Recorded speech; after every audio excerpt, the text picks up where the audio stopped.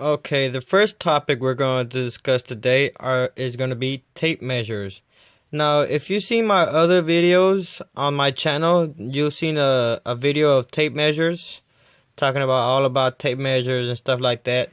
This was my wear and tear tape measure, but as you can see, the tape measure actually went back inside. This was a pretty good one. This one I had about 2 years, a year. Also, this one right here, this also broke on me. As soon as this one broke, I brought out this one, this Klein one. As you can see, I already kind of took it apart. I already took everything out of it. The tape measure is right here. And what happened with both of these is that they broke around the number 2, number 3 area. As you can see here, so this is the area it kind of broke off. It happened on this tape measure. It happened on this tape measure, and I had another one just like this 20 footer, and it also broke at that same spot. Now here I bought another Milwaukee tape measure. This is gonna be my wear and tear, and this is actually pretty good also. Now what I like about this right here is that you can still use this as the scale for the architecture scale, as you can see. There you go, the architecture scale. So you don't need a architect ruler to measure things out.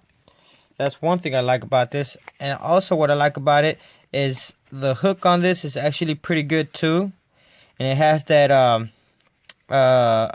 finger stop, and I'm pretty sure that Milwaukee has that patent pending, because I went to the store and I bought this one for, I think it was 2 for $25. I gave one to my apprentice, and I then bought this one right here, my Klein one. Now, well, you might say this one here has a button. This button is actually to stop the tape measure. Since I think Milwaukee has this patented, they had to put a button or do something different from Milwaukee. Don't quote me on that, but I'm pretty sure they have this thing right here patent. And this one's pretty good also too. It's sort of the same, type of design as the Milwaukee. It's not too much different from this one. Also, this one was a pretty good one also. Might switch out the hook on it, the clip.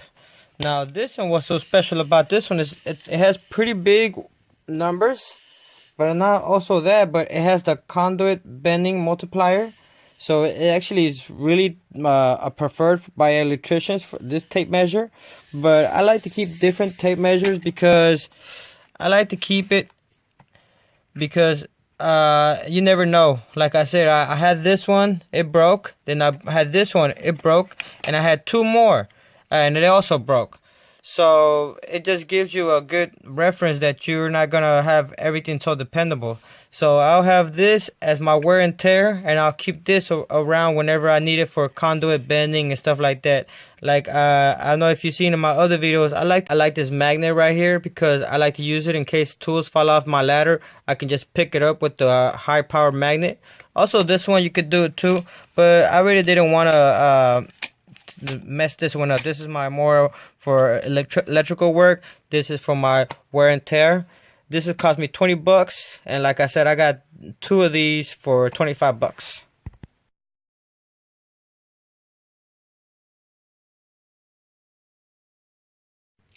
And here we have another nifty little gadget that I just recently purchased 2 months ago.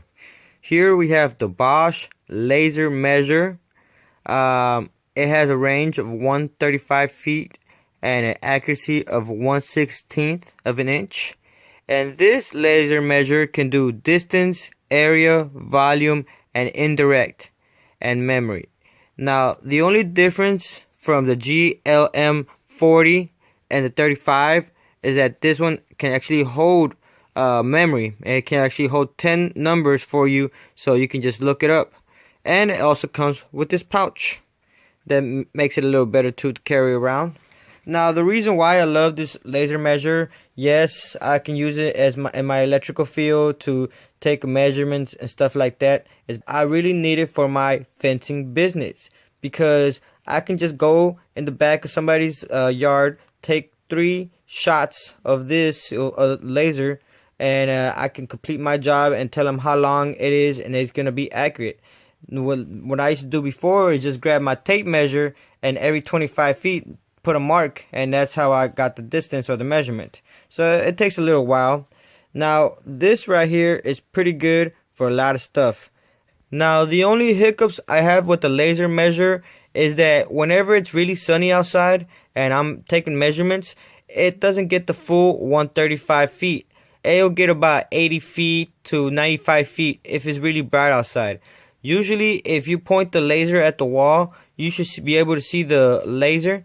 But if you don't, that means most of the time that the machine can't read it either.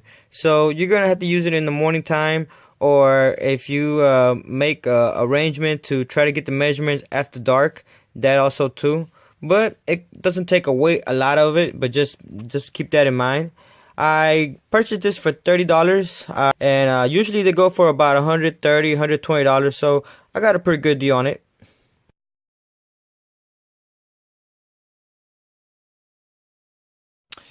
This is my Milwaukee M12 bandsaw. I barely purchased this about 2 months ago. It cost me about $140, tool only, by itself from Home Depot, and it came with one blade. Now, what I like about this is that it's very compact and small. It even has a guard for the bandsaw blade.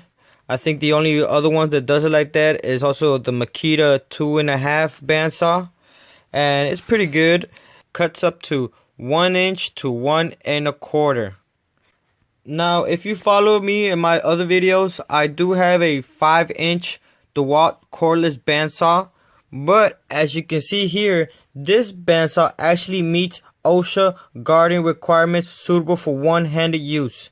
Unlike the other DeWalt bandsaw that weighs about 15 pounds, 16 pounds, weighs only 5 pounds by itself.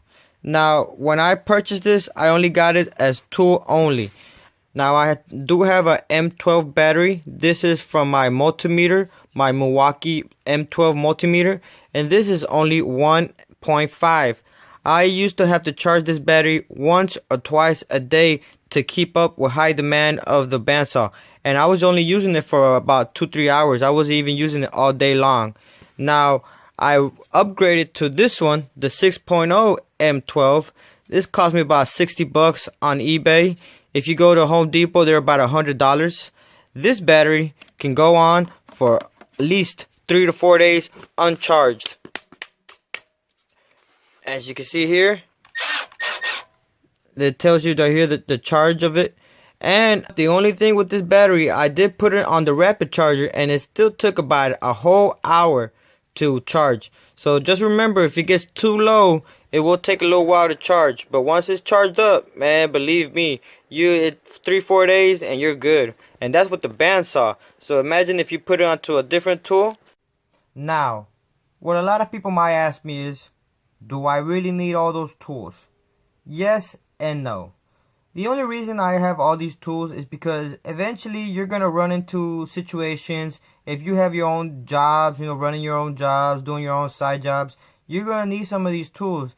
These tools make your life a lot easier, but at the same time, I don't want you to go into debt to Home Depot or Lowe's and just start going out and buying all these tools.